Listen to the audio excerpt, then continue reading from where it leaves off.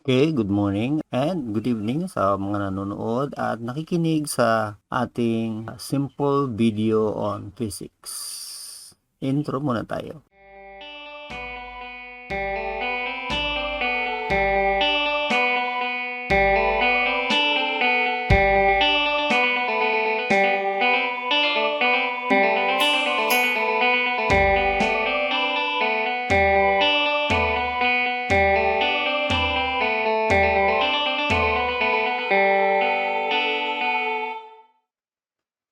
Okay, so our topic for today is still the continuation of the understanding of electric forces and fields that we have started on the previous video. General Physics 2, so are new in watching this video, this is for you. So these are the things that you need to do after viewing this video. No? You should be able to describe the electric field as a region in which an electric charge experiences a force. Naka-yellow na siya because it was already discussed earlier. Relate electric field and electric forces on a test charge.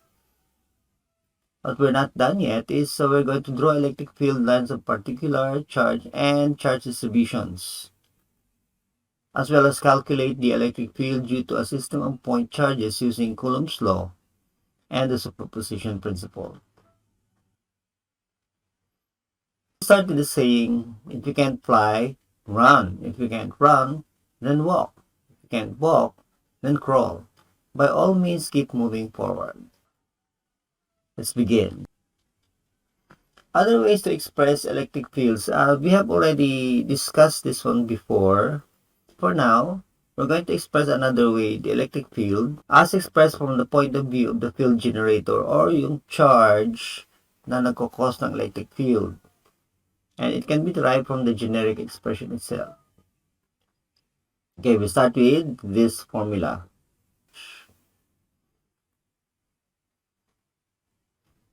Now, electric field can also be expressed in Coulomb's law.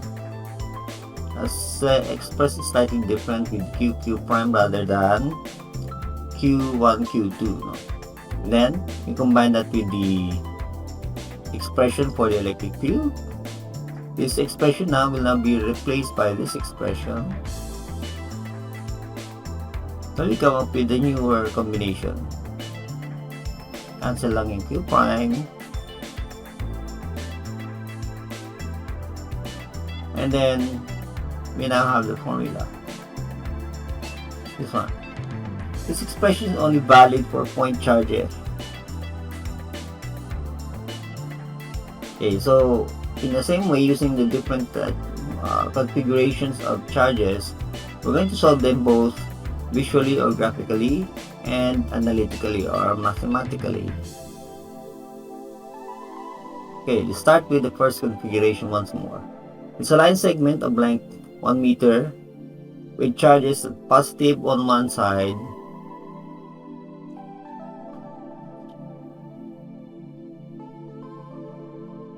by 1 meter. One is half a meter away from the origin, the other is half a meter away from the other side.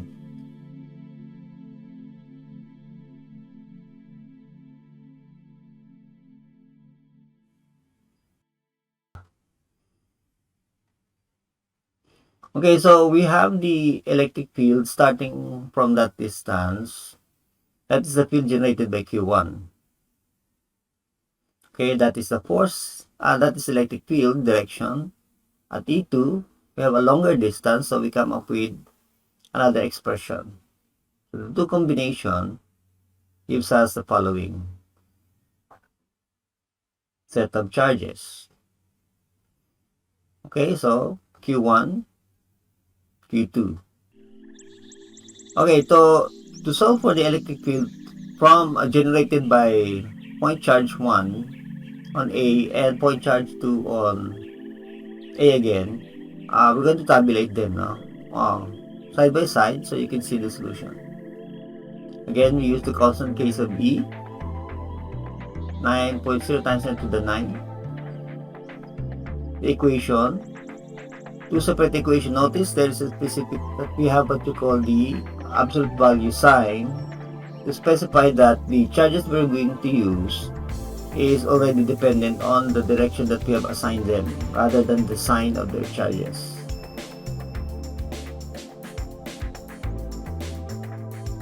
Okay, given the variables Q1 along with its distance 1 meter and Q2 negative 1 coulomb along with also distance 2 meters. Okay, we already squared that so that when we introduce that in the formula we don't have to square it again. So the square of 1 meter squared, and the square of the 2 meter for RA2 is 4 meters. Substituting the values, highlighting the units that will be eliminated once we have the computation. Okay, we come to the answer, negative 9 times 10 to the 9 Newton per coulomb, which is the unit for electric field. So for final calculation, this is negative E and positive E. Now it is negative as said because it's pointing to the left side, and this is positive because pointing to the right side. And we come up with an answer of negative 6.75 times 10 to the 9. The negative tells you that it's pointing sa left side or sa negative X direction.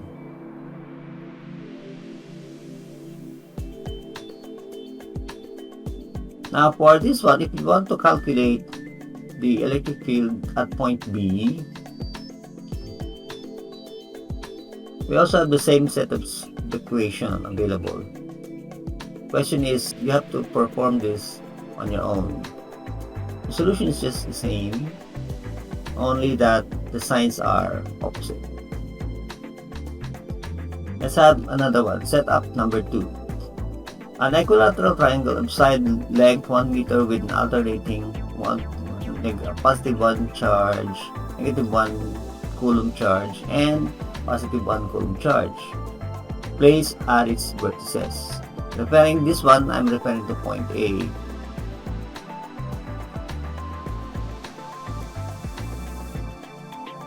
Okay, we have 3 charges, Q1, Q2, and Q3.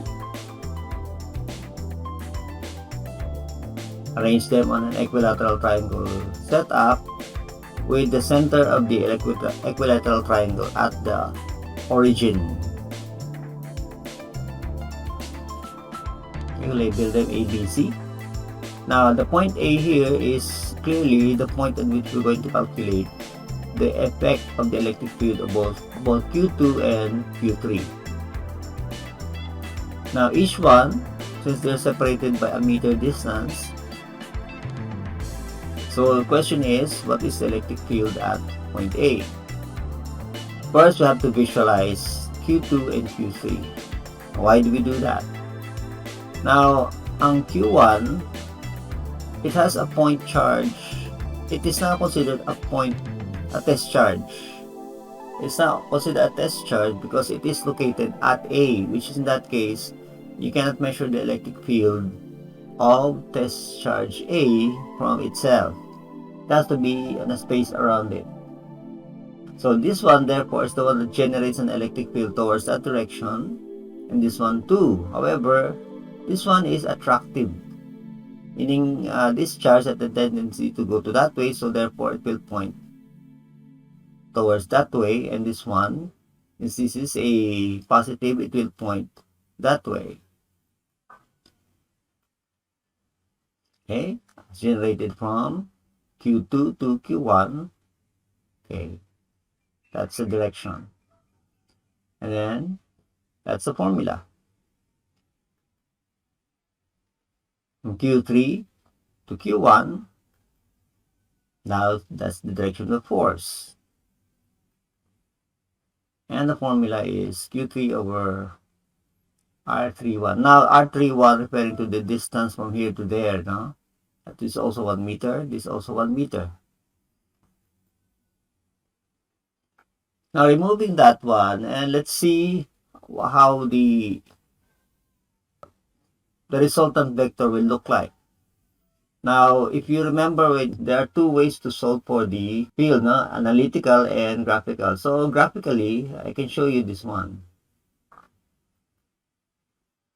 Okay, so, using the parallelogram method, we come up with a third vector, which is the sum of the two vectors.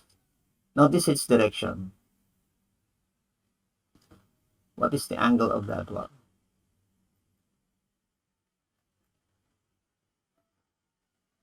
Okay, so based on this, our analysis then, the two vectors that we have, the angle is 60 degrees. This one, on the other hand, is 180 degrees. So we have an idea that the resultant vector will be somewhere between the two angles then, and definitely greater than 90 degrees. So to solve that, let's rearrange. So we now have the given values here. We're going to plug them into the formula except for this one, no? Okay, so inserting the values, we come up with this E21, okay, vector. Remember, this is all at A. So 9 times 10 to the 9 Newton per Coulomb, 60 degrees. And E331, 9 times 10 to the 9, 180 degrees. This formula is the vector expression. It's not the component method. So we're going to use another component method to solve this.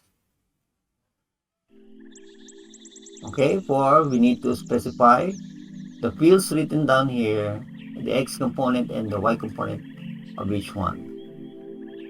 For E21, now I remove the 10 to the 9 again to make the solution easier and shorter. So I just manipulated the base number. So 9.0 times the cosine of 60 degrees, the other one is 9 times sine of 60 degrees. Okay, so we come up with the value of 4.5 and 7.8.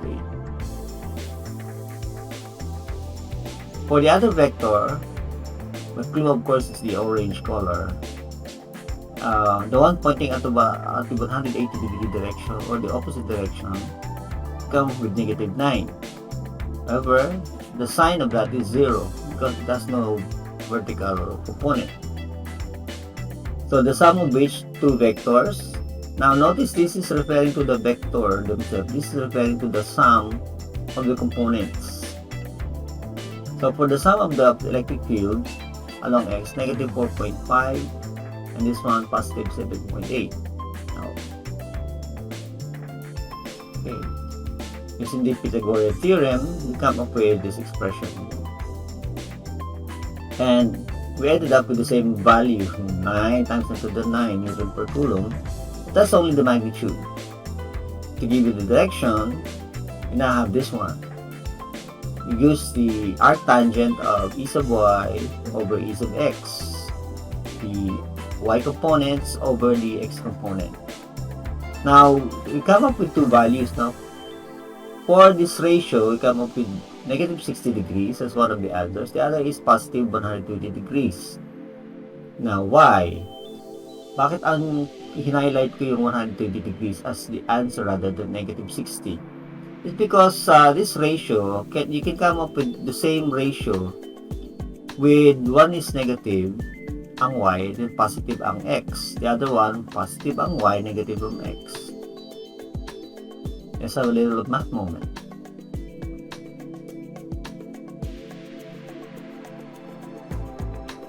Okay.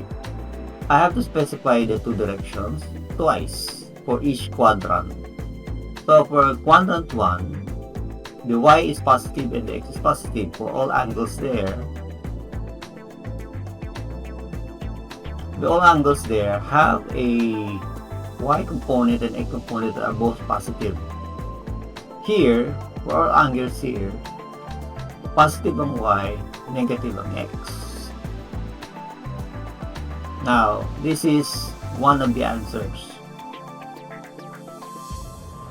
The other answer happens to be pointing on the opposite direction, which is negative 60. Now, if you're wondering bakit negative 60 yan at saka positive 120 ito, since we use this reference, the positive x is 0 reference, So anything that goes counterclockwise is displayed as positive angle.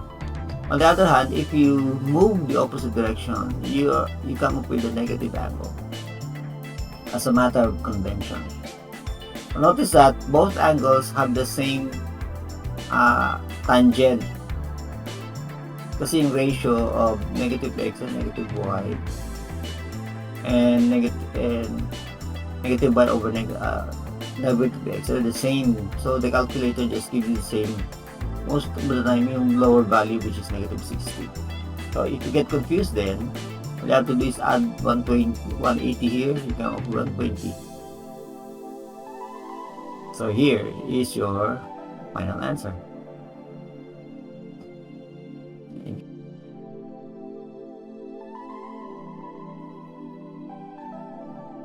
Now let's have setup number 2.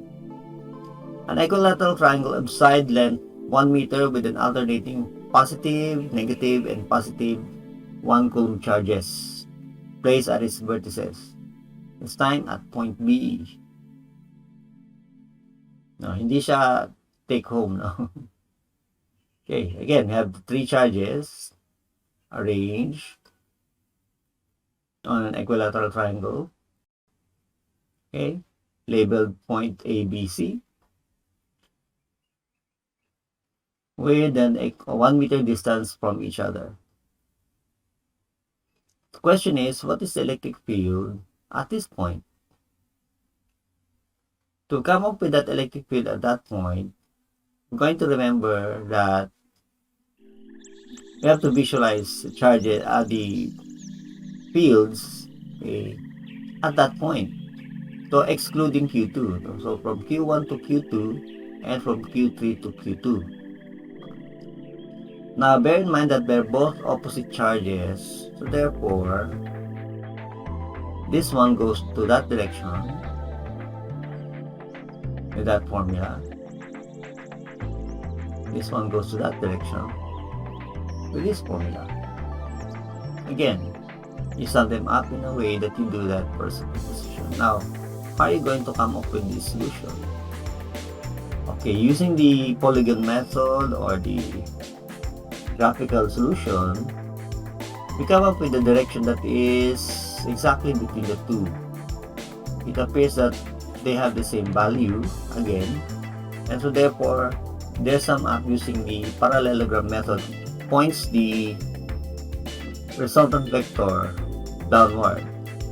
Now that gives you a clue of how you're going to get the angle then.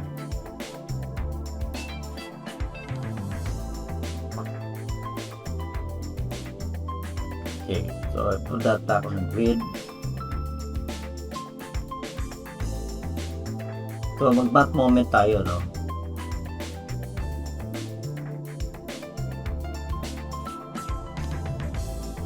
Okay. The angle for anything that points downward, again, in this case, since equilateral triangle siya, is also 60.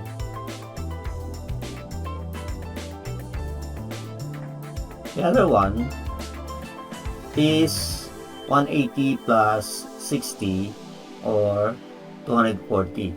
Now, what you're left with 30 degrees here and another 30 degrees here. So the two is still 60 degrees. The separation of the two vectors is still 60 degrees.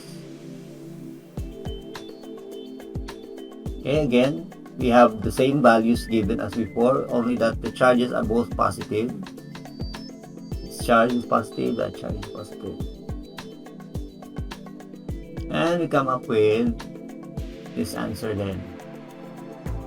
It's still positive, 9. And using the component method, I hope you understand na kung paano yan.